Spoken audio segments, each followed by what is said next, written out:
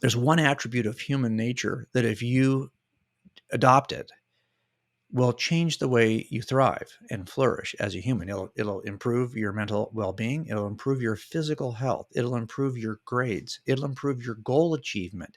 It'll give you more wealth, more long-term invested wealth. It'll actually make you a better student, a better employer, a better employee. It will help you to determine truth from falsity better. And this attribute is surprising. And it's in all of the kind of sociological research in the last 25 to 30 years, but it's an ancient principle that is Christian. And it's on the pages of the New Testament that we are now just kind of affirming, like we discovered it for the first time under modern sociological and counseling studies. And what is that attribute? It's humility.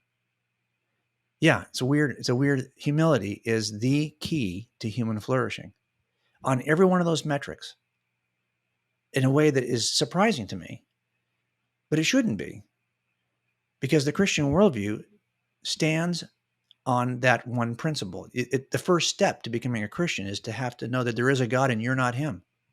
It's an act of humility in which you're willing to bend your knee to the Savior you need. And that is the thing that I think is so shocking, is that, well, not shocking, but it should be persuasive, that the Christian worldview, that the scriptures describe the world the way it really is. It describes humans the way we really are. And if you're investigating the case for Christianity, yet you don't possess humility, I don't care what you're investigating.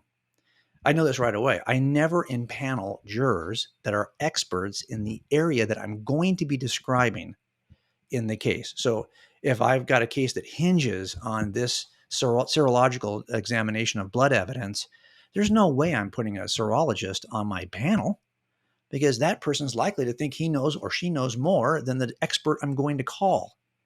It's really hard to teach people who have got so much training that they're no longer humble. They don't possess humility. So if I had one attribute I'm looking for in jurors, it's humility, because then they might have a bias, they might have an opinion, but because they're humble, they recognize they can't hold on to it too tightly, and they're willing to hold it with an open hand. So if you are somebody who's listening to this and you're thinking, well, I like to investigate Christianity, ask yourself first, do you possess humility? Because humility is what's important at the beginning of every investigation.